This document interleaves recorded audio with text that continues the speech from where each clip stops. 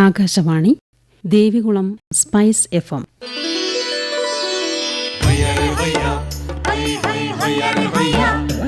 കിസാൻ വാണി.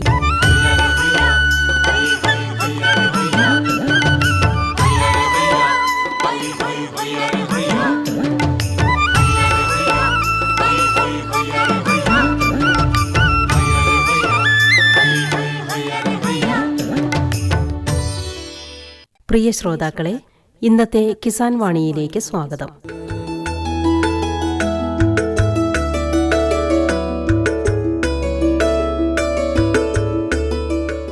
ഇടുക്കി സേനാപതിയിലെ സമ്മിശ്ര കർഷകയായ ശ്രീമതി മോളി ശിവനുമായി അനുരാജ നടത്തുന്ന അഭിമുഖമാണ് ഇന്നത്തെ കിസാൻ വാണിയിൽ.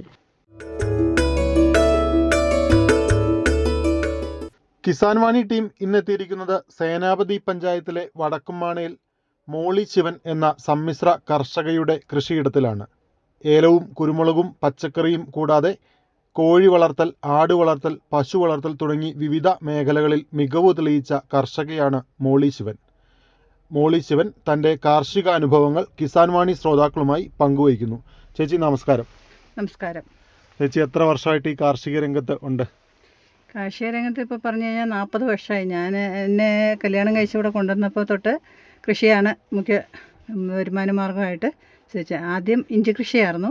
ഇഞ്ചി കൃഷി നല്ല രീതിയിൽ, അതായത് ഒരു 10-50 തിലാൽ ഇഞ്ചി നട്ട് അതിൻ്റെ സർവ്വപണിയും ചെയ്ത് വിളവെടുത്ത് നല്ല രീതിയിൽ വിളവ് കിട്ടും. അതിൻ്റെ കൂടെ കൂർക്ക, മത്തൻ, വെള്ളരി, പച്ചമുളകൊക്കെ വിൽക്കാനുള്ള മുളകൊക്കെ ഇഷ്ടംപോലെ ഉണ്ടായിട്ടുണ്ട്. അതിനുശേഷം കുട്ടികളും ഒക്കെ ആയി, പിള്ളേരെ സ്കൂളിലൊക്കെ വിടുന്ന സമയമൊക്കെ ആയി കഴിഞ്ഞപ്പോഴത്തേനും പിന്നെ ഏലം കൃഷിയായി. ഏലം, വാഴ, കപ്പ, ചേന ഇങ്ങനെയുള്ള കൃഷികളാണ്. അതിൻ്റെ കൂടെ പശു വളർത്തൽ, ആട് വളർത്തൽ, കോഴി വളർത്തൽ എല്ലാം മുന്നോട്ട് കൊണ്ടുപോയിക്കൊണ്ടിരുന്നു. ചേച്ചിയൊരു പരമ്പരാഗത കാർഷിക കുടുംബത്തിലെ അംഗമായിരുന്നോ മുൻ? അതെ. കാർഷിക കുടുംബ വീട്ടിൽ അച്ഛനും മുത്തശ്ശനും ഒക്കെ ആയിട്ട് കൃഷി നല്ല രീതിയിൽ മുന്നോട്ട് കൊണ്ടുപോയിക്കൊണ്ടിരുന്ന ആൾക്കാരായിരുന്നു. എല്ലാം തന്നെ അന്നൊക്കെ എന്ന് പറഞ്ഞാൽ ഒരു സാധനം കടയിൽ നിന്ന് വാങ്ങിക്കുന്ന സമ്പ്രദായം ഇല്ലായിരുന്നു. ഉള്ളി, മുളക് ഒക്കെ, ഉള്ളി ഇങ്ങനെയുള്ള സാധനങ്ങൾ, പരിപ്പ് പയറൊക്കെ മേടിക്കാറുള്ളൂ. ബാക്കിയെല്ലാം കൃഷി ചെയ്ത് ഉണ്ടാക്കുന്ന ഒരു കുടുംബമായിരുന്നു. അത് ഒരു കൂട്ടുകുടുംബമായിരുന്നു ഞങ്ങളുടെ. 5 ചേട്ടനിയന്മാർ കല്യാണം കഴിച്ചവരെല്ലാവരും കൂടെ ഒന്നിച്ച് അവരുടെ അച്ഛനും ഭാര്യമാരും മക്കളും ഒക്കെ ആയിട്ട്. എനിക്ക് ഒരു 12 വയസ്സുള്ളപ്പോഴാണ് അച്ഛൻ വേറെ പോകുന്നത്. അതുവരെ ഒരു കൂട്ടുകുടുംബമായിട്ട് തന്നെ ഒന്നിച്ച് പൊയ്ക്കൊണ്ടിരുന്നതാണ്. അന്നത്തെ ഒരു കാർഷിക വിളകൾ ഏതൊക്കെയായിരുന്നു ഇന്നത്തെ വ്യത്യസ്തമായിട്ട്? അന്നത്തേതെന്ന് പറഞ്ഞാൽ ചേമ്പ്, ചേന, അത് നമുക്ക് ഭക്ഷണത്തിന് യോഗ്യമായുള്ള എല്ലാ കൃഷികളും, കപ്പ, ചേന, ചേമ്പ്, കാച്ചില, മത്തൻ, വെള്ളരി, കുമ്പളം, ഇതെല്ലാം പറമ്പിൽ നിന്ന് എടുത്തുള്ള കറികളും എല്ലാമേ ഉണ്ടായിരുന്നുള്ളൂ. അല്ലാതെ പുറത്തുനിന്ന് മേടിച്ചുള്ള കറികളൊന്നും കണ്ടിട്ടില്ല. ഏലം കൃഷി വ്യാപകമായിട്ടുണ്ടായിരുന്നു. ഏലം കുറച്ചുണ്ടായിരുന്നു അന്ന്. ഏലത്തിന് ഇതുപോലെ മരുന്നടിയൊക്കെ തീരെ കുറവായിരുന്നു. വല്ലപ്പോഴും അന്ന് പനാമറെന്നും പറഞ്ഞൊരു മരുന്നായിരുന്നു അടിച്ചുകൊണ്ടിരുന്നത്. പിന്നെ ബോഡോ മിക്സർ അടിക്കുന്നു, ഇങ്ങനെയൊക്കെ അടിക്കുന്നതേ കണ്ടിട്ടുള്ളൂ. അന്ന് കൃഷിയെക്കുറിച്ച് അത്ര വലിയ ഒന്നുമില്ല. പക്ഷെ ഇങ്ങനെ മുഴുത്ത ചെമ്പിനകത്ത് ബോഡോ മിക്സർ കലക്കി വെച്ചേക്കുന്ന കാണുമ്പോൾ നല്ലൊരു സന്തോഷമായിരുന്നു. ആരും കാണാതെ പോയി കുറേ കോരി ദൂരെ കളയുകയൊക്കെ ചെയ്യുമായിരുന്നു. അങ്ങനെയുള്ള ഒരു കുടുംബമായിരുന്നു. കുരുമുളക് കൃഷി അന്നും ഉണ്ടായിരുന്നു. കുരുമുളക് കൃഷി ഉണ്ടായിരുന്നു അന്ന്. ഈ നല്ല ഈൽഡ് വെറൈറ്റി ഉള്ള കൃഷികളല്ലായിരുന്നു. ജീരകമുണ്ടി എന്നും പറഞ്ഞൊരു കുടിയായിരുന്നു. അത് മരത്തിന്റെ മണ്ടേ കയറി 2-3 തിരി, ചില വർഷം നിറച്ച് മുളകുണ്ടാകും, ചില വർഷം 1-2 മുളകൊക്കെ ആയിട്ട് നിറച്ച് തിരിയായിട്ട് ഉണ്ടാകും. അതിനുശേഷം ഇവിടെ വന്നതിന് ശേഷം കൃഷി തുടർന്നു. ഇവിടെ വന്നതിന് ശേഷം കൃഷി തുടർന്നു. ഇവിടെ വന്ന് ആദ്യമേ തന്നെ പശു വളർത്തലായിരുന്നു ഏറ്റവും മെയിൻ വിഷയമായിട്ടിരുന്നത്. പശു, ആട്, കോഴി, ഇതിന്റെ കൂടെ കണ്ടം കൃഷി ഉണ്ടായിരുന്നു. പിന്നെ കപ്പ, ചേന, കാച്ചിൽ, ഏലം, കുരുമുളക്. ഇതിനിടയ്ക്ക് ഒരു പ്രാവശ്യം എൻ്റെ വീട്ടിൽ വെച്ച് രാമച്ചൻ കൃഷിയും കൂടെ അച്ഛൻ നടത്തി. രാമച്ചൻ കൃഷി, നിലക്കടല കൃഷി, ഇങ്ങനെയുള്ള കൃഷിയൊക്കെ നടത്തി. ഇവിടെ വന്നതിന് ശേഷം ഇവിടെ വന്നതിന് ശേഷം തെരുവായിട്ടുണ്ടായിരുന്നു പുൽത്തൈലത്തിന്റെ നല്ലൊരു മേഖലയായിരുന്നു ഇവിടെ സേനാപതി. അതോടുകൂടി പുൽത്തൈലം അതിന് ചെത്താനും വാറ്റുവരയില് ഉള്ള പ്രോസസ്സിങ്ങും എല്ലാം പഠിച്ചു. ഈ നെൽകൃഷി ഇവിടെ വ്യാപകമായിട്ടുണ്ടായിരുന്ന ഒരു സ്ഥലമാണ്. ഇപ്പോ എത്ര വർഷമായി കാണും നിന്ന് പോയിട്ട്? നെൽകൃഷി നിന്നിട്ടൊരു 5-6 വർഷമായുള്ളൂ. ഇപ്പോഴും ഇത് ചേട്ടന് ചോറ് മറ്റേ മേടിക്കുന്ന അരിയുടെ ചോറ് ഒട്ടും ഇഷ്ടമല്ല. ഞങ്ങളിപ്പോൾ ഈ കഴിഞ്ഞ കഴിഞ്ഞ ഒരു മാസം മുമ്പ് വരെ അവിടുന്ന് ഇവിടുന്നൊക്കെ നെല്ല് മേടിച്ച് പുഴുങ്ങി ഉണങ്ങി കുത്തി ഉള്ള ചോറായിരുന്നു കൊണ്ടുവരുന്നത്. ശീലമായിപ്പോയി. ഈ മേടിക്കുന്ന അരിയൊന്നും അത്ര തൃപ്തിയല്ല ഊണ്. ഒരു 10 വർഷമൊക്കെ ആയോ നെൽകൃഷി നിന്ന് പോയിട്ട് നമ്മൾ നടത്തിയിട്ട് ഒരു 4-5 വർഷമായുള്ളൂ. അതിനു മുമ്പ് നെൽകൃഷി ഇവിടെ ഈ മൊത്തത്തിൽ പന്നി ശല്യം കൂടി കഴിഞ്ഞപ്പോഴാണ് നെൽകൃഷി നിർത്തിയപ്പോൾ കൊയ്യാറായി കിടക്കുന്ന കണ്ടത്തിലേക്ക് വന്ന് പന്നി കൂട്ടത്തോടെ വന്ന് ചാടി കഴിയുമ്പോൾ ആ നെല്ല് മുഴുവൻ അങ്ങ് ചപ്പി. പിന്നെ കൊയ്യാനും വില ഒരു ആദായം ഇല്ലാതെ വന്നു കഴിഞ്ഞപ്പോഴാണ് എല്ലാവരും ഓരോരുത്തരായിട്ട് നിർത്തി. അത് കഴിഞ്ഞ് മൊത്തത്തെ അങ്ങ് നിർത്തി. ഈ കാർഷിക രംഗത്ത് ഒരു 4 പതിറ്റാണ്ടിന്റെ ഒരു പാരമ്പര്യം ഉണ്ടല്ലോ. അപ്പൊ അന്ന് വന്യജീവികളുടെ ശല്യം അന്നും ഇതുപോലെ ഉണ്ടായിരുന്നോ? അന്നുണ്ടായിരുന്നു. ഇപ്പം ഈ മാടം കെട്ടി കാവലായിരുന്നു. ഒരു പറമ്പിന്റെ കൃഷി ചെയ്യുന്ന പറമ്പിന്റെ ഒരു മൂലയ്ക്ക് ഒരു മാടം കെട്ടും. അതിനകത്ത് തീ കത്തിച്ച് പട്ടീനെയൊക്കെ കൊണ്ടുപോയി കെട്ടി ആൾക്കാർ ആണുങ്ങളെ അതിനകത്ത് വൈകിട്ട് പോയി കിടന്ന് പാട്ടയൊക്കെ അടിച്ച് സൗണ്ടൊക്കെ ഉണ്ടാക്കി ഓടിക്കാനായിരുന്നു അന്ന് പണി. പിന്നെ കുടുക്കൊക്കെ വെച്ച് അന്നത്തെ കാലത്ത് പിടിക്കുകയൊക്കെ ചെയ്യാറുണ്ട്. ഇപ്പോ നിയമവിരുദ്ധമായില്ല. ഇപ്പൊ ഏതൊക്കെ വന്യജീവികളുടെ ശല്യമാണ് ഈ പ്രദേശത്തുള്ളത്? ഇപ്പം കുരങ്ങ്, മുള്ളൻ, പന്നി, കേഴ. ഇപ്പം ചേന നട്ടു. ഒരു 10-60 ചോട് ചേന നട്ടിട്ട് ആ ചേന കൂമ്പിങ്ങ വന്ന് വിടുന്ന് വരുമ്പോഴത്തേനും മൊത്തം വട്ടം മുറിച്ച് കേഴ തിന്നിട്ട് പോവുക. അങ്ങനെ അതുകൊണ്ട് ചേന ഇപ്രാവശ്യം പറിക്കാൻ പോയിട്ടില്ല. മറ്റേതെല്ലാ വർഷം കഴിഞ്ഞ വർഷമൊക്കെ 10-12,000 രൂപയുടെ ചേന വിറ്റതാ. ഈ വർഷം ചേന പറിക്കാനായിട്ട് പോയില്ല. ഇനിയിപ്പോൾ പറിക്കണോ എല്ലാം പകുതി ചേനയും തിന്നിട്ട് പോയി. അതുകൊണ്ട് പിന്നെ പച്ചക്കറി കൃഷി ഉണ്ടായിരുന്നു. പയറ്, ബീൻസ്, ക്യാരറ്റ്, ഇങ്ങനെയുള്ള കൃഷികളൊക്കെ ഉണ്ട്. അത്യാവശ്യം വീട്ടാവശ്യത്തിനുള്ളതെല്ലാം കൃഷി ചെയ്യുന്നുണ്ട്. പ്രധാനമായിട്ട് ഏലാണല്ലോ. ഏതിനം ഏലമാണ് കൃഷി ചെയ്യുന്നത്? ഇപ്പം ഞെള്ളാനിയാണ്. ഞെള്ളാനി പിന്നെ കണിപ്പറമ്പനൊരു കുറച്ച് കൊണ്ടുവന്ന് വിത്ത് പിടിപ്പിക്കാൻ വെച്ചിട്ടുണ്ട്. പിന്നെ ബൾക്കാന്ന് പറഞ്ഞൊരു ഇനമുണ്ട്. അത് നമ്മുടെ സ്വന്തമായിട്ട് പരമ്പരാഗതമായിട്ട് നമ്മുടെ പറമ്പിൽ തന്നെ ഉണ്ടായിരുന്ന വികസിപ്പിച്ചെടുത്താണ്. അതും ആദ്യം നല്ല കായ്, ആദ്യവും അവസാനം നല്ല കായ്, ഇടയ്ക്ക് കായ്ച്ചിട്ട് കുറയും. പോട്ടുള്ള കായും നല്ല കളറുള്ള കായും ഒക്കെയാണ്. ഇപ്പൊ കണിപ്പറമ്പൻ കൊണ്ടുവന്ന ഈൽഡിലേക്ക് വന്നിട്ടുണ്ടോ? ഈൽഡിലേക്ക് വന്നിട്ടില്ല. ഇപ്പൊ തട്ട വെച്ചിട്ടേ ഉള്ളൂ. തട്ട പിരിച്ച് വെച്ച് ണ്ടിരിക്കുന്നു. ഏകദേശം ഒരു ചിമ്പ് വെച്ച് എത്ര കാലം വേണം അതൊരു വിളവെടുപ്പിലേക്ക് എത്താനായിട്ട്? എത്ര മാസം? ഒരു 18 മാസം കഴിയുമ്പോഴത്തേനും അതിന് അത്യാവശ്യം നമുക്ക് കുറച്ച് 3-4 വള്ളിയൊക്കെ വെച്ച് ഒരു വർഷം കഴിയുമ്പോൾ തന്നെ ആദായം എടുക്കാൻ തുടങ്ങും. ചേച്ചിയുടെ അനുഭവത്തിൽ ഏറ്റവും കൂടുതൽ വിളവ് തരുന്നത് ഈ ഞെള്ളാനി തന്നെയാണോ? ഞെള്ളാനി തന്നെയാ.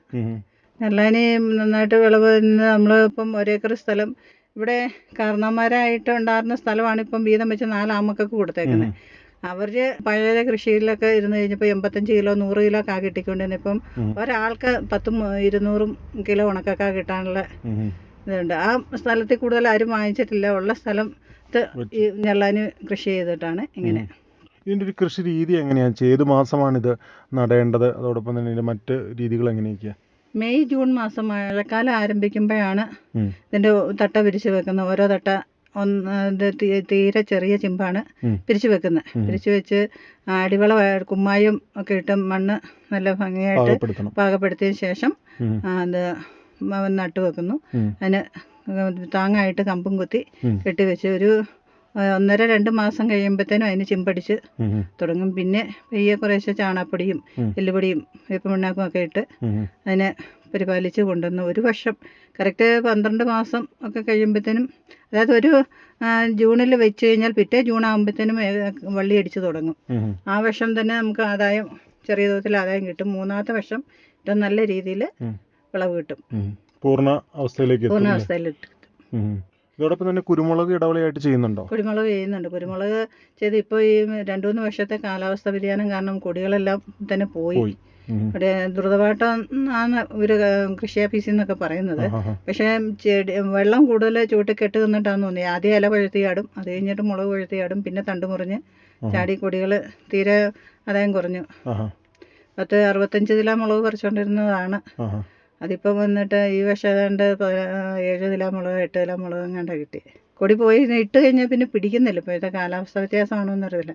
അതുപോലെ തന്നെ ഇപ്രാവശ്യം ഇഞ്ചി നട്ടിട്ട് ഒരു ഓഗസ്റ്റ് മാസമൊക്കെ ആയപ്പോഴത്തേനും ഇഞ്ചി മുഴുവൻ നല്ല മഞ്ഞ നിറമായിട്ട്, പിന്നെ അതിനൊരു ചിമ്പുമില്ല വേരുമില്ല ഒന്നുമില്ല. അതിപ്പം എല്ലാവരും ഈ ഭാഗത്തു നിന്നെല്ലാം മൊത്തം നാട്ടിൽ മൊത്തമായിട്ട് ഇഞ്ചി അങ്ങ് പോയി. കരയ്ക്ക് പോലുള്ള ഇഞ്ചി ഉള്ളതായിട്ട് തോന്നുന്നില്ല. ഇനി ആരും പറിച്ചിട്ടില്ല, അതായത് എവിടെ ഇവിടെ കിടക്കുന്നു. അതാണ് ഈ വർഷത്തെ ഇഞ്ചിയുടെ അത് എന്ത് രോഗമാണെന്ന് കണ്ടുപിടിക്കാൻ പറ്റിയിട്ടുണ്ടോ? കാലാവസ്ഥാ വ്യതിയാനം മൂലം ആണെന്നാണ് കൃഷി ഓഫീസർ നിതിൻ സാർ പറഞ്ഞേക്കുന്നത്. വിളിച്ചു ചോദിച്ചു കഴിഞ്ഞപ്പോൾ പറഞ്ഞിങ്ങനെ കാലാവസ്ഥയുടെയാണ്, മൊത്തത്തിൽ എല്ലാവരും ഇതിങ്ങനെ ഒരു ഇത് പറയുന്നുണ്ട്. हर जोखिम से निकल कर फसल आए, सुरक्षित हो जाए। फसल बीमा से हर किसान अब आत्मनिर्भर हो जाए। संकट के समय प्रधानमंत्री फसल बीमा योजना किसानों के लिए वरदान है। अब सूखा पड़े या बाढ़ आ जाए, कोई डर नहीं। अब ओले पड़े या कीट पतंगे फसल खा जाए, कोई फिक्र नहीं, क्योंकि हमने लिया है प्रधानमंत्री फसल बीमा। बुआई से फसल कटाई तक हर जोखिम का दावा, न्यूनतम प्रीमियम पर अधिकतम भुगतान का वादा। योजना से हर साल जुड़ रहे हैं 5 करोड़ से ज्यादा किसान। अब आपकी है बारी। नजदीकी कृषि कार्यालय, सहकारी समिति, बैंक शाखा, अधिकृत बीमा कंपनी या जन सेवा केंद्र में स्वेच्छा से करा सकते हैं पंजीकरण। फसल बीमा पोर्टल या फसल बीमा ऐप द्वारा भी कराया जा सकता है पंजीकरण। प्रधानमंत्री फसल बीमा योजना, आपकी फसलों का संपूर्ण सुरक्षा कवच। कृषि एवं किसान कल्याण मंत्रालय, भारत सरकार। ഇതോടൊപ്പം പച്ചക്കറിയും കൃഷി ചെയ്യുന്നുണ്ട്. അത് വീട്ടാവശ്യത്തിന് മാത്രമാണോ അതോ പുറത്ത് കൊടുക്കാറുണ്ടായിരുന്നോ? പുറത്ത് കൊടുക്കാനൊന്നും ചെയ്യുന്നില്ല, കുറേശ്ശെ ചെയ്യുന്നു. നമ്മുടെ വീട്ടാവശ്യത്തിന് മാത്രം ഉപയോഗിക്കാൻ മാത്രമേ ഉള്ളൂ. ജൈവ രീതി തന്നെയാണോ ഈ പച്ചക്കറി? ജൈവ രീതി തന്നെയാണ്. അത്യാവശ്യം വല്ല അയലക്കത്തോ അല്ലെങ്കിൽ വീട്ടിലോ ഒക്കെ അങ്ങോട്ടും ആയിട്ട് പക്ഷെ കൊടുക്കും. പയറൊക്കെ പറിച്ചു കഴിഞ്ഞാൽ ചിലപ്പോൾ 1 ബക്കറ്റ് 2 ബക്കറ്റ് പയറൊക്കെ ഒന്നിച്ച് പറിച്ചുകൊണ്ട് വന്നു കഴിയുമ്പോൾ എല്ലാവർക്കും അങ്ങനെ കൊടുക്കാറുണ്ട്. ഇതോടൊപ്പം തന്നെ മുൻപ് ആട് വളർത്തിയിരുന്നു, അത് പശു വളർത്തലും ഉണ്ടായിരുന്നു. ഇതൊക്കെ ഈ കാലിവളത്തിന് വേണ്ടിയിട്ടാണോ ഇതൊക്കെ വളർത്തിയത്? ഇതെല്ലാം വളം മുഴുവൻ പറമ്പിലേക്ക് ഇടുമായിരുന്നു ചെയ്തുകൊണ്ടിരുന്നത്. ഇപ്പം ഇത് ആരോഗ്യ പ്രശ്നം കാരണം ആടും പശുവൊന്നും വളർക്കാൻ പറ്റുന്നില്ലാത്തതുകൊണ്ട് കോഴി വളർക്കുന്നുണ്ട്. പിന്നെ ഇപ്പം വളമെല്ലാം പുറത്തുനിന്ന്, ചാണകപ്പൊടിയും എല്ലുപൊടിയൊക്കെ പുറത്തുനിന്ന് വാങ്ങിക്കും. അതോടൊപ്പം തന്നെ കോഴി വളർത്തുന്നുണ്ടല്ലോ, ഇപ്പോഴും കോഴി വളർത്തലുണ്ടല്ലോ അല്ലേ? എങ്ങനെയാണ് അതിൻ്റെ ഒരു കൃഷി രീതി? അത് എത്ര കോഴികൾ വളർത്താം?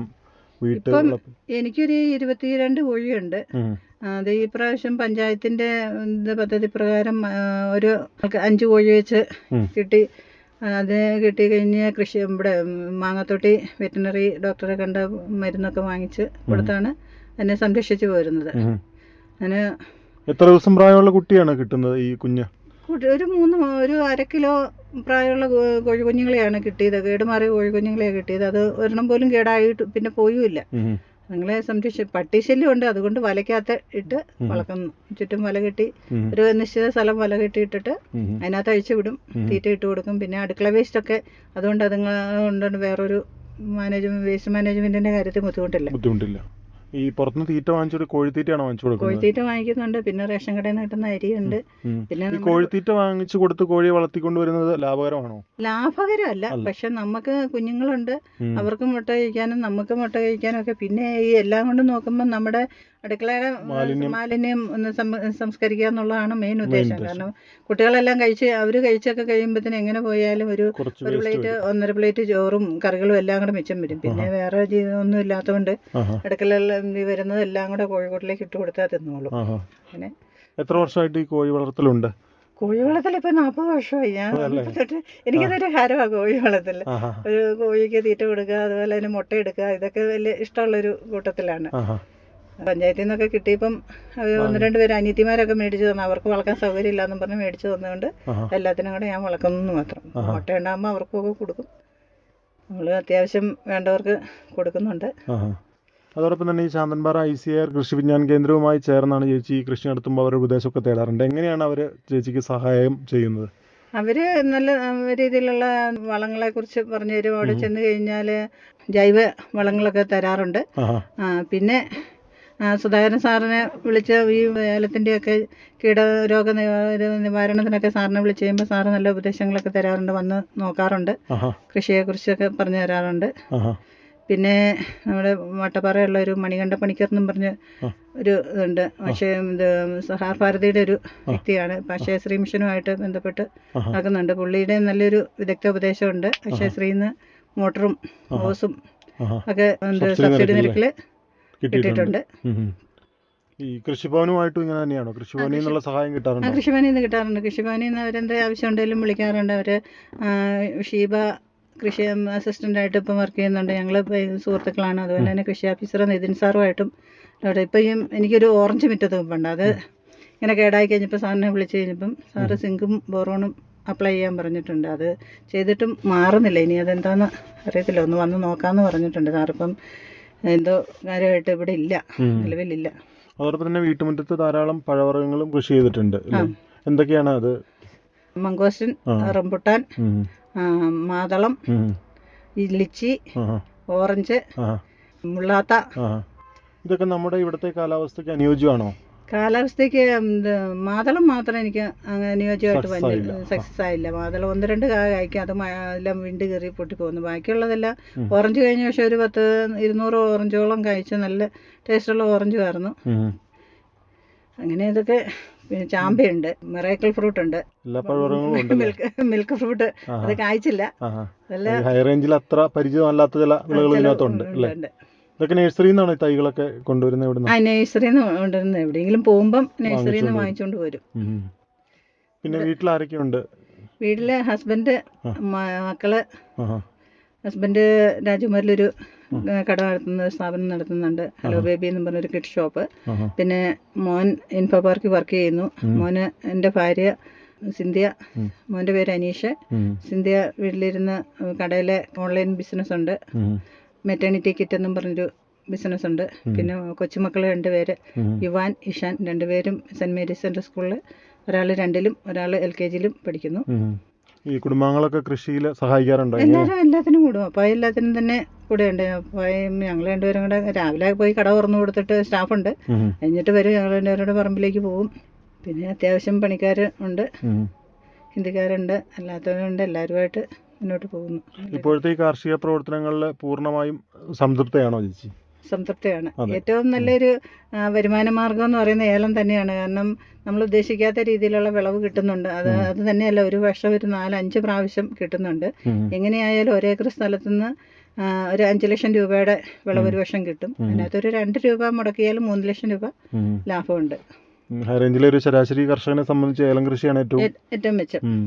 അതിന് ഇടവിളയായിട്ട് മറ്റുള്ള കൃഷികളൊക്കെ ചെയ്യുന്നുണ്ട്. ഏത്തവാഴ ചെയ്യും, അവനവന് കഴിക്കാനുള്ള ഏത്തവാഴ ഉണ്ടാകും, ഞാലിപ്പൂരുണ്ടാകും, മറ്റുള്ള പഴവർഗ്ഗങ്ങളൊക്കെ ഇതിനിടയ്ക്കൂടെ ഇടവിളയായിട്ട് ഇതിലേക്ക് കുഴിച്ച് വെച്ച് കഴിയുമ്പോഴത്തേനും ഇടയ്ക്കിടയ്ക്ക് എല്ലാം വിളവെടുക്കാനുള്ള യോഗ്യമായിട്ട് വരുന്നു.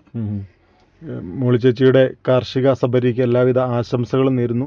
അതോടൊപ്പം കിസാൻ വാണി ശ്രോതാക്കളുമായി കാർഷിക അനുഭവങ്ങൾ പങ്കുവച്ചതിന് നന്ദി.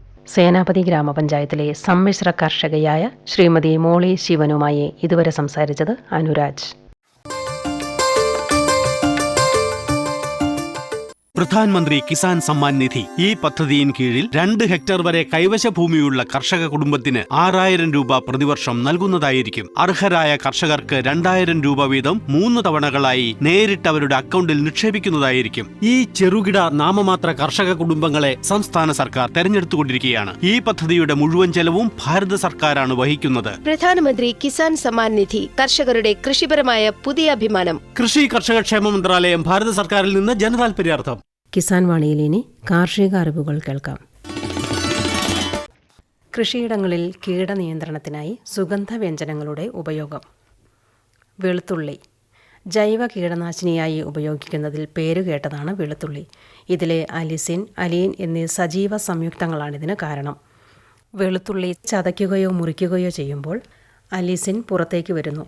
നിരവധി കീടങ്ങളെ നശിപ്പിക്കാനും അകറ്റി നിർത്താനും അലിസിന് കഴിവുണ്ട്. ചില കീടങ്ങളുടെ ഭക്ഷണ രീതിയിൽ വ്യത്യാസം വരുത്താൻ വെളുത്തുള്ളിക്ക് കഴിയും. ഇതുവഴി ചെടികളുടെ നാശം കുറയ്ക്കാനാകും. വെളുത്തുള്ളിയുടെ സത്ത് നേരിട്ട് ചെടികളുടെ ഇലകളിലേക്ക് തളിച്ചു കൊടുക്കാം. കൂടാതെ ചാഴി, മുഞ്ഞ, നിശാശലഭങ്ങൾ, ചിതലുകൾ, വണ്ടുകൾ, ചുവന്ന ചിലന്തിപ്പുഴുക്കൾ, കൊതുകിൻ്റെ ലാർവകൾ, ഒച്ചുകൾ തുടങ്ങിയവയെ തുരത്തുന്നതിനാൽ ജൈവകൃഷിയിൽ സാധാരണയായി വെളുത്തുള്ളി സത്ത് ഉപയോഗിക്കുന്നു. ചിലന്തികൾ, ലേഡി ബഗുകൾ, ബംബിൾ ബി, തേനീച്ചകൾ തുടങ്ങിയ ഗുണകരമായ ആർത്രോപോഡുകളെ വെളുത്തുള്ളി പ്രതികൂലമായി ബാധിക്കുന്നില്ല എന്നത് ശ്രദ്ധേയമാണ്. കൂടാതെ ചിലയിനം വിരകളിൽ നിന്ന് സസ്യങ്ങളെ സംരക്ഷിക്കുന്നതിന് വെളുത്തുള്ളി നേരിട്ട് മണ്ണിൽ ചേർക്കാം. മുളക് മുളകിൻ്റെ എരിവിന് കാരണമാകുന്ന സംയുക്തങ്ങളായ ക്യാപ്സൈസിനോയിഡുകൾ ഫലപ്രദമായ കീടപ്രതിരോധമായി വർത്തിക്കുന്നു. ഈ സംയുക്തങ്ങൾ ലായനികൾ, പൊടി അല്ലെങ്കിൽ സത്ത് എന്നിങ്ങനെ വിവിധ രൂപങ്ങളിൽ ഉപയോഗിക്കാം. കമ്പിളിപ്പുഴു, മുഞ്ഞ, ഈച്ചകൾ, ഉറുമ്പുകൾ, മീലിമുട്ടകൾ തുടങ്ങിയ കീടങ്ങളെ തുരത്താൻ ഇത് ഉപയോഗിക്കുന്നു. ചെടിയുടെ ഇലകൾക്ക് കേടുപാടുകൾ സംഭവിക്കാതിരിക്കാൻ ശരിയായ സാന്ദ്രതയിൽ പ്രയോഗിക്കേണ്ടത് അത്യാവശ്യമാണ്. മുളക്, വെളുത്തുള്ളി മിശ്രിതങ്ങൾ ഫലവൃക്ഷങ്ങളിലെ കമ്പിളിപ്പുഴുക്കൾക്കെതിരെ വളരെ ഫലപ്രദമാണ്. മുളകുപൊടി ചെടികൾക്ക് ചുറ്റും വിതറുന്നത് ഉറുമ്പുകൾ, മുകുളങ്ങളെ ആക്രമിക്കുന്ന കീടങ്ങൾ, ഒച്ചുകൾ, മണ്ണിലെ കീടങ്ങൾ എന്നിവയെ തുരത്താൻ സഹായിക്കും. ക്യാപ്സിക്കം ചൈനൻസിൽ നിന്നുള്ള ക്യാപ്സൈസിനോയിഡുകൾ അഫിസ് സൈറ്റിസോറം എന്ന മുഞ്ഞയ്ക്കെതിരെ ഫലപ്രദമാണ്. കൂടുതൽ അളവ് ഉപയോഗിക്കുന്നത് വിഷാംശം കൂട്ടുന്നു. കീടങ്ങൾ വിളകൾ തിന്നുന്നത് തടയുന്നതിനും വികർഷണ ഗുണങ്ങളുള്ളതിനാലും ക്യാബേജിലെ ഡയമണ്ട് ബാക്ക് നിശാശലഭങ്ങൾക്കും അനുബന്ധ പച്ചക്കറി കീടങ്ങൾക്കുമെതിരെ മുളക് സത്ത് ഫലപ്രദമാണ്. മഞ്ഞളിൻ്റെ സത്ത്, അവശ്യതൈലം എന്നിവയ്ക്ക് വിവിധ കീടങ്ങളെ അകറ്റുന്നതിനും നശിപ്പിക്കുന്നതിനുമുള്ള ഗുണങ്ങളുണ്ട്. പ്രാണികളുടെ പെരുമാറ്റത്തെയും വളർച്ചയെയും തടസ്സപ്പെടുത്തുന്ന വിവിധ ബയോ ആക്റ്റീവ് ഘടകങ്ങളുടെ സാന്നിധ്യം മൂലമാണ് ഇത് സാധിക്കുന്നത്. കൂടാതെ മഞ്ഞളിൻ്റെ പ്രധാന ഘടകങ്ങളായ കുർക്യുമിനോയിഡുകൾ, പ്രത്യേകിച്ച് കുർക്കുമിൻ 1, അതിൻ്റെ ഉപോൽപ്പന്നങ്ങൾ എന്നിവ പ്രാണികളുടെ വളർച്ചയെ തടയുന്നു. ഈ സംയുക്തങ്ങൾ മരുഭൂമിയിലെ വെട്ടുക്കിളികൾക്കും ചുവന്ന കോട്ടൺ ബഗ് സിംഹുകൾക്കുമെതിരെ ഫലപ്രദമാണെന്ന് തെളിയിക്കപ്പെട്ടിട്ടുണ്ട്. ഏലക്ക. പൊടിച്ചതും വേർതിരിച്ചെടുത്തതുമായ ഏലക്ക സംയുക്തങ്ങൾ ഈന്തപ്പനയിലെയും തെങ്ങുകളിലെയും കീടമായ ചുവന്ന ചെല്ലിയിൽ പരീക്ഷിച്ചു. 5 മില്ലിഗ്രാം ഏലപ്പൊടി ഉപയോഗിച്ചപ്പോൾ ഒരു ദിവസം കൊണ്ട് 93% കീടങ്ങളും 2 ദിവസം കൊണ്ട് 100% കീടങ്ങളും നശിച്ചതായി പഠനം തെളിയിച്ചു. കൂടാതെ മൈക്രോ എൻക്യാപ്സുലേറ്റ് ചെയ്ത ഏലക്ക ഒലിയോറസിൻ വളർന്നു വരുന്ന പുഴുക്കളുടെ സ്വഭാവം മാറ്റാനുള്ള ഒരു ബദൽ നിയന്ത്രണ മാർഗമായി ഉപയോഗിക്കുന്നു. ടൊമാറ്റോ ലീഫ് മൈനറിയുടെ വളർച്ചയുടെ വിവിധ ഘട്ടങ്ങളിൽ ഏലം അവശ്യതൈലത്തിൻ്റെ കീടനാശിനി എന്ന നിലയിലുള്ള പ്രവർത്തനവും പഠിച്ചു. ഏലം അവശ്യതൈലത്തിന് ട്യൂട്ട അബ്സൊല്യൂട്ടയെ നിയന്ത്രിക്കാൻ ശേഷിയുണ്ടെന്ന് കണ്ടെത്തലുകൾ സൂചിപ്പിക്കുന്നു. കറുവപ്പട്ട. തക്കാളിയുടെ ഇല തിന്നുന്ന കീടമായ ടൊമാറ്റോ ലീഫ് മൈനറിയുടെ ലാർവയ്ക്കെതിരെ കറുവപ്പട്ടയുടെ അവശ്യതൈലം ഉപയോഗിക്കുന്നു. ടി അബ്സൊല്യൂട്ട ലാർവയ്ക്കെതിരെ കറുവപ്പട്ടയുടെ തൈലം ഫലപ്രദമാണെന്ന് പഠനങ്ങളും തെളിയിച്ചിട്ടുണ്ട്. സിന്നമോമം സൈലാനിക്കം അവശ്യതൈലത്തിൻ്റെ പ്രധാന ഘടകമാണ് സിന്നമാൽഡിഹൈഡ്. അടുത്തിടെ ചില അമേരിക്കൻ കമ്പനികൾ സിന്നമാൽഡിഹൈഡ് പ്രധാന ഘടകമായി കറുവപ്പട്ടയുടെ അവശ്യതൈലത്തിൽ അധിഷ്ഠിതമായ കീടനാശിനി പുറത്തിറക്കിയത് വലിയ വിജയമായിരുന്നു. കറിവേപ്പില. കറിവേപ്പിലയുടെ അവശ്യതൈലം സ്പോഡോപ്റ്ററ ലെറ്റുറ, സ്പിലോസോമ ഒബ്ലിക് എന്നീ 2 കുപ്രസിദ്ധ കീടങ്ങൾക്കെതിരെ ഫലപ്രദമായ കീടനാശിനിയാണ്. കീടങ്ങൾ ഭക്ഷണം കഴിക്കുന്നതിന് തടയുന്നത് വഴി ലാർവയുടെ ഭാരം കുറയുകയും ഒടുവിൽ ലാർവ നശിക്കുകയും ചെയ്യുന്നു. ഈ കീടങ്ങളുടെ വളർച്ച, വികസനം, തീറ്റ സ്വഭാവം എന്നിവയെ കറിവേപ്പിലയുടെ അവശ്യതൈലം സാരമായി ബാധിച്ചു. ഇത് ഒരു ജൈവ കീടനാശിനി എന്ന നിലയിൽ കറിവേപ്പിലയുടെ സാധ്യതയെ സൂചിപ്പിക്കുന്നു. सूखा हो या बेमौसम की बरखा हो, कीड़ा लगे खेत में या दुविधा हो, बहुत ही कम प्रीमियम पे पूरी हो भरपाई, फसल बीमित रहे कटाई के बाद भी भाई। हाँ, ऋणी या अऋणी अब हर किसान लाभ उठाए, एक मौसम एक दर है, सब किसान बीमा कराए, प्रधानमंत्री फसल बीमा योजना से हर किसान मुस्काए। कृषि और किसान कल्याण मंत्रालय द्वारा किसान हित में जारी. ഔഷധ ഗുണമേറും ദശപുഷ്പങ്ങൾ. കേരളത്തിൻ്റേത് എന്ന് അവകാശപ്പെടാവുന്ന ഒരു കൂട്ടം ഔഷധ ചെടിയാണ് ദശപുഷ്പങ്ങൾ. ഇന്ത്യയിൽ മറ്റിടങ്ങളിലും ഇവ ധാരാളമായി കാണപ്പെടുന്നുവെങ്കിലും ദശപുഷ്പങ്ങൾ എന്ന പേരിൽ ഉപയോഗിക്കുന്നത് കേരളത്തിൽ മാത്രമാണ്. ദശപുഷ്പങ്ങളെ ഔഷധങ്ങളായി മാത്രമല്ല ചില ആചാരങ്ങളുടെ ഭാഗമായും കേരളീയർ പരിഗണിച്ചിരുന്നു. കർക്കിടക മാസത്തിൽ ശീവോതി വയ്ക്കുക എന്നൊരു സമ്പ്രദായം കേരളത്തിൽ നിലനിന്നിരുന്നു.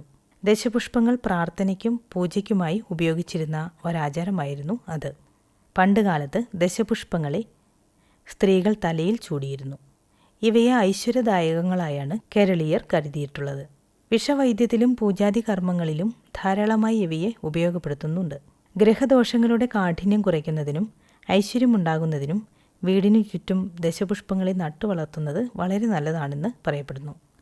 പേര് സൂചിപ്പിക്കുന്നത് പോലെ തന്നെ 10 വിധത്തിലുള്ള ഔഷധ സസ്യങ്ങളാണ് ഇതിൽ ഉൾപ്പെട്ടിട്ടുള്ളത്. കറുക. സൈനഡോൺ ഡാഗ്ഡൈലോൺ എന്ന ശാസ്ത്രനാമമുള്ള ഈ പുല്ലിനം ഇന്ത്യയൊട്ടുക്ക് ധാരാളമായി കണ്ടുവരുന്നു. ത്വക്ക് രോഗങ്ങൾ, വ്രണം, രക്തസ്രാവം തുടങ്ങിയ അവസ്ഥകളിൽ ഇത് വളരെ വിശേഷപ്പെട്ട ഒരൗഷധം കൂടിയാണ്. കയ്യോന്നി അഥവാ കഞ്ഞുണ്ണി. ഇരുണ്ട നിറത്തിൽ തണ്ടുകളോട് കൂടിയ ഈ ചെറു സസ്യത്തിൻ്റെ ശാസ്ത്രനാമം എക്ലിപ്റ്റ ആൽബ എന്നാണ്.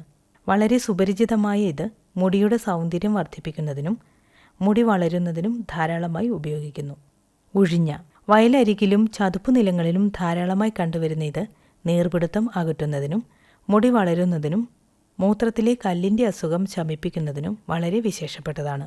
ചെറുവുള അഥവാ ചെറുള. ഏർവ ലെനേറ്റ എന്ന് പേരുള്ള ഈ ചെറുസസ്യം മൂത്രാശയ രോഗങ്ങൾക്കും പനി, കഫക്കെട്ട് എന്നിവയ്ക്കും വളരെ ശ്രേഷ്ഠമായ ഒരൗഷധമാണ്. തിരുതാളി. എപ്പോമിയ സെപ്പിയേറിയ എന്ന ശാസ്ത്രനാമത്തോടു കൂടിയ ഇത് ഒരു വള്ളിച്ചെടിയാണ്. തോടുകളുടെയും നീരരുവികളുടെയും പാർശ്വങ്ങളിൽ ധാരാളമായി കാണപ്പെടുന്നു. പൂവാങ്കുരുന്നില. വെർണോണിയ സിനേറിയ എന്ന ശാസ്ത്രനാമമുള്ള ഇത് പനിക്കും ജലദോഷം, ചുമ എന്നിവയ്ക്കും കൈക്കൊണ്ട ഒരൗഷധമാണ്. മുക്കുറ്റി. ഔഷധ രൂപേണയല്ലാതെ പൂജാതി കർമ്മങ്ങളിലും ഈ ചെടി ധാരാളമായി ഉപയോഗിക്കുന്നു. തൊണ്ടവേദന, നീർപിടുത്തം, ശ്വാസം മുട്ടൽ തുടങ്ങിയ രോഗങ്ങൾക്ക് അഗ്രഗണ്യമായ ഇതിൻ്റെ ശാസ്ത്രനാമം ബയോഫൈറ്റം സെൻസിറ്റൈവം എന്നാണ്. നിലപ്പന. പ്രധാനമായും കിഴങ്ങ് ഔഷധ രൂപത്തിൽ ഉപയോഗിക്കുന്ന ഒരു സസ്യമാണിത്. രോഗപ്രതിരോധ ശേഷി വർദ്ധിപ്പിക്കുന്നതിനും ശരീരപുഷ്ടിക്കും ഇത് ശ്രേഷ്ഠമാണ്. കുർക്കുലിഗോ ഓർക്കിയോയിഡസ് എന്നാണ് ഇതിൻ്റെ ശാസ്ത്രനാമം. മുയൽ ചെവിയൻ. ടോൺസിലൈറ്റിസിനും ജലദോഷത്തിനും പനിക്കും വളരെയധികം ഫലപ്രദമായ ഒരു സസ്യമാണിത്. മഴക്കാലത്ത് ധാരാളമായി കാണപ്പെടുന്നു. എമീലിയ സോഞ്ചിഭോളിയ എന്നാണിതിൻ്റെ ശാസ്ത്രനാമം. വിഷ്ണുക്രാന്തി. ഇവോൾവുലസ് അൽസിനോയിഡസ് എന്ന ശാസ്ത്രനാമമുള്ള ഇത് തറയിൽ പടർന്നു വളരുന്ന ഒരു ചെടിയാണ്. അത്ര സാധാരണമായി കണ്ടുവരാത്ത ഈ ചെടി വിട്ടുമാറാത്ത പനി, ജലദോഷം തുടങ്ങിയവയ്ക്ക് ശ്രേഷ്ഠമാണ്. മുമ്പ് പറഞ്ഞ 10 ഔഷധങ്ങൾക്കും വെവ്വേറെ ഔഷധ ഗുണങ്ങൾ പറഞ്ഞിട്ടുണ്ടെങ്കിലും ഇവയെല്ലാം ഒരുമിച്ച് ഉപയോഗിക്കുന്ന ദശപുഷ്പം എന്ന ഔഷധയോഗത്തിന് ഇതുകൂടാതെ മറ്റു ഗുണങ്ങളും ഉണ്ട്. പ്രധാനമായും കുട്ടികൾക്കുണ്ടാകുന്ന രോഗങ്ങൾ, ത്വക്ക് രോഗങ്ങൾ തുടങ്ങിയവയ്ക്കും ഇവ ഉപയോഗിക്കുന്നു. അതിനാൽ തന്നെ ആയുർവേദ വൈദ്യശാസ്ത്രത്തിന് കേരളത്തിൻ്റേതായ ഒരു ശ്രേഷ്ഠമായ സംഭാവനയാണ് ദശപുഷ്പങ്ങൾ എന്ന ഔഷധയോഗം. സഹകരണത്തിൻ ബലത്തിൽ വികാസത്തിനു ചുവടുവയ്ക്കാം.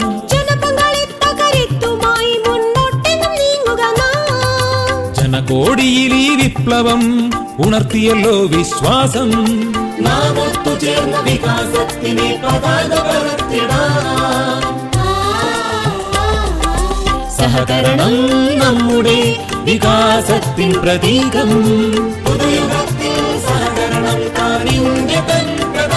കൃഷി മന്ത്രാലയം, ഭാരത സർക്കാരിൽ നിന്ന് ജനതാൽപര്യാർത്ഥം. ഈ പരിപാടിയുടെ പ്രായോജകർ കേന്ദ്ര കൃഷി കർഷകക്ഷേമ മന്ത്രാലയം, ഭാരത സർക്കാർ. എല്ലാ കിസാൻ വാണി ശ്രോതാക്കൾക്കും കൂപ്പുകൈ.